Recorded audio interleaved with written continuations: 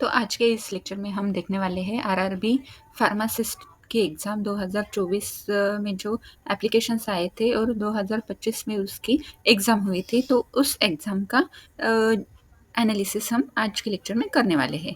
तो देखते हैं आज का पहला क्वेश्चन जो कि फार्मास्यूटिक्स से रिलेटेड है।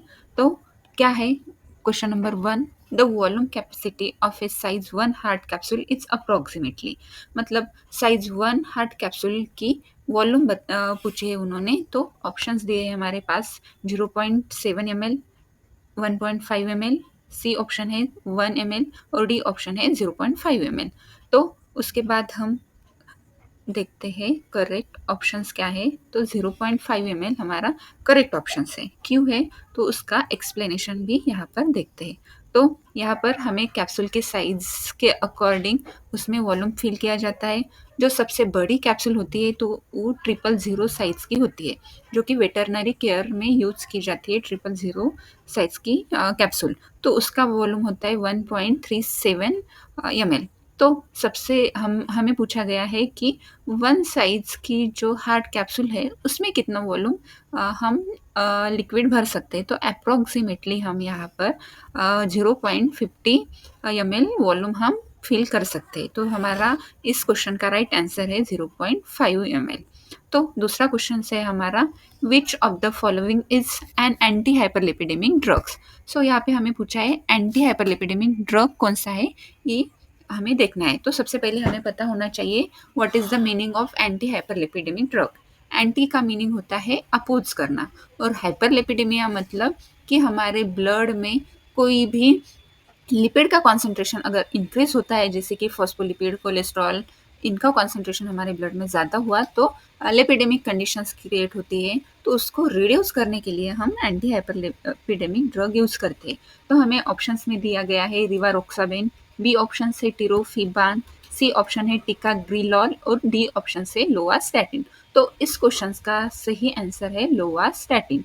क्यों है तो उसका एक्सप्लेनेशन भी देखते हैं।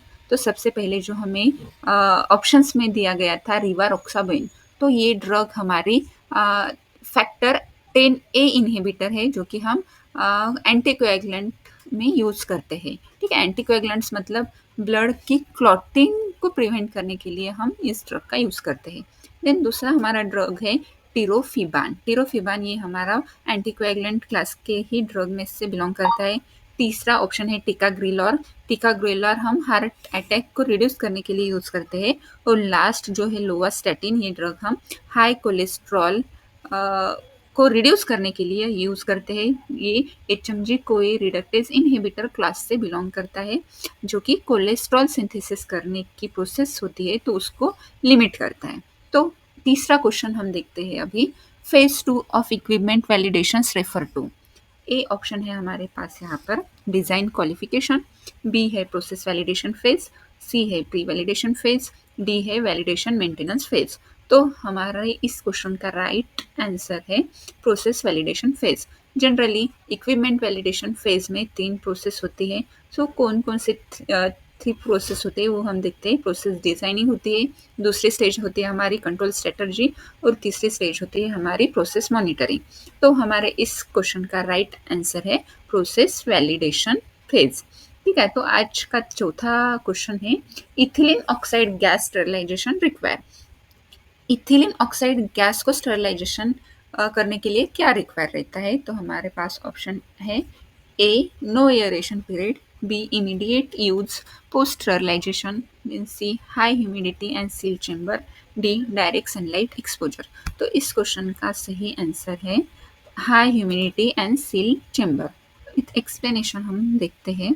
Ethylene oxide gas sterilisation requires besides the control of gas concentration, temperature, relative humidity, and exposure time within an ETO sterilizer to effectively destroy the microorganism on a heat sensitive medical devices। तो हमारा सबसे right answer है relative humidity, temperature और gas का concentration हमें maintain करना पड़ता है इथिलीन ऑक्साइड गैस को स्टरलाइजेशन के लिए। देन नेक्स्ट क्वेश्चन है, the study of poisonous effect of the drug is known as. First A option है pharmacotherapeutics, B toxicology, C pharmacy और डी क्लिनिकल फार्माकोलॉजी। तो 6 नंबर का करेक्ट आंसर है toxicology. तो टॉक्सिकोलॉजी क्यों है, इसका हम आंसर विथ एक्सप्लेनेशन देखेंगे। सो ऑप्शन ए में क्या बोला था, ऑप्शन ए में बताया था फार्माकोथेरापेटिक्स, जो कि हम कोई भी डिसीज़ की थेरेपी करते हैं तो उसको हम फार्माकोथेरापेटिक्स बोलते हैं। उसमें ड्रग डोज दिया होता है और ड्रग का क्लासिफिकेशन दिया होता है। तो टॉक्सिकोलॉजी क्या है, एक ब्रांच है फार्माकोलॉजी की ही, जिसमें हम पॉइजनस इफेक्ट ऑफ ड्रग की पढ़ाई करते हैं या स्टडी करते हैं, उसी को हम टॉक्सिकोलॉजी बोलते हैं। तो करेक्ट आंसर है इसका टॉक्सिकोलॉजी। देन सेवेंथ क्वेश्चन है हमारा, which agency oversees the pharmacovigilance in India. ऐसी कौन सी एजेंसी है जो फार्माकोविजिलेंस को कैरिड आउट करती है। सो हमारे पास ऑप्शन है central drug standard control organisation, जिसको हम CDSCO बोलते हैं। दूसरा है फूड एंड ड्रग एडमिनिस्ट्रेशन, तीसरा है यूरोपियन मेडिसिन एजेंसी और चौथा है वर्ल्ड हेल्थ ऑर्गेनाइजेशन।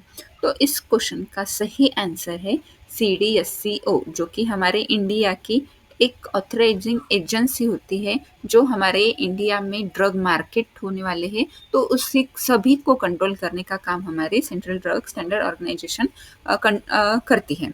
और ये जो फूड एंड ड्रग एडमिनिस्ट्रेशन होती है वो US की एजेंसी है, यूरोपियन मेडिसिनल एजेंसी है, यूरोपियन कंट्रीज़ की एजेंसी है, और वर्ल्ड हेल्थ ऑर्गेनाइजेशन ये पूरे वर्ल्ड में जो भी ड्रग डिस्ट्रीब्यूट हो रहे हैं तो उस पर कंट्रोल करने का काम हमारी WHO करती है। विथ एक्सप्लेनेशन के साथ देखते हैं। The Indian pharmacovigilance system pharmacovigilance programme of India is regulated by the central standard control organisation, जिसको हम CDSCO बोलते हैं। तो उसका सही आंसर है हमारा CDSCO। देन नेक्स्ट क्वेश्चन है, anticholine steroids are is commonly use as. Anticholine steroids को हम किस डिसीज में यूज करते हैं या किस उसका पर्टिकुलर यूज क्या है। तो ऑप्शन है हमारे पास fungicides, industrial pesticides, C option है agricultural and household insecticides, और डी ऑप्शन है एग्रीकल्चरल फर्टिलाइजर। तो इसका सही आंसर है agricultural and household insecticide. Agricultural में जो पेस्टिसाइड्स हम यूज़ करते हैं तो उसको भी हम एंटीकोलिनेस्टेरॉइड इनहिबिटर यूज़ करते हैं, और हाउस होल्ड में जितने भी इंसेक्टिसाइड होते हैं तो उनको किल करने के लिए या उनकी ग्रोथ को स्टॉप करने के लिए हम एंटीकोलिनेस्टेरॉइड इनहिबिटर्स यूज़ करते हैं। देन नेक्स्ट क्वेश्चन है हमारा, cidofovir is primarily use to treat. Cidofovir हम किस डिसीज़ को ट्रीट करने के लिए यूज़ करते हैं, ये पूछा गया है। तो ऑप्शन था हमारे पास साइटोमेगालोवायरस रेटिनिस, बी ऑप्शन है हर्प सिम्प्लेक्स वायरस इन्फेक्शन, सी है हेपेटाइटिस सी, और डी है इन्फ्लुएंजा ए। तो सीडोफोविर ये एंटीवायरल कैटेगरी का ड्रग है जो कि हम CMV रेटिनस को ट्रीट करने के लिए यूज़ करते हैं। उसी को हम विथ एक्सप्लेनेशन के साथ देखते हैं। Cidofovir is an antiviral agent. It is used to treat the infection caused by the virus, and Cidofovir is used to treat the symptoms of cytomegalovirus infections of the eye in a patients with the acquired immunodeficiency syndrome. ठीक है। सो 10th number का question है हमारा, in determining the absolute bio availability systemic availability of a drug administered orally is determined by comparing it with. तो इस question में हमें पूछा गया है absolute bio availability systemic availability of a drug हम किसके साथ कंपेयर करके उसको डिटरमाइन करते हैं। तो इस क्वेश्चन का सही आंसर है हमारा इंट्रावेनस एडमिनिस्ट्रेशन। तो विथ एक्सप्लेनेशन के साथ हम देखते हैं, bioavailability is calculated by the comparing of plasma level of a drug given via particularly route of administration, for example orally, with the plasma drug level achieve by the IV injection. Generally हमारा जो root of drug administration होता है वो oral route से कम हमारे blood में absorb होता है as compare to the IV, क्योंकि IV रूट से हम अगर कोई ड्रग इंजेक्ट करते हैं तो वो डायरेक्टली ब्लड में मिक्स होता है और हमारी ड्रग की बायो अवेबिलिटी ब्लड में ज़्यादा होती है। सो 100% बायो अवेबिलिटी अगर किसी रूट से हमें मिलती है तो वो है हमारा IV route. Thank you for watching my video. अगर आपको ये वीडियो अच्छा लगा तो इस वीडियो को लाइक कीजिए, अपने दोस्तों के साथ शेयर कीजिए और इस चैनल को सब्सक्राइब कीजिए। Thank you.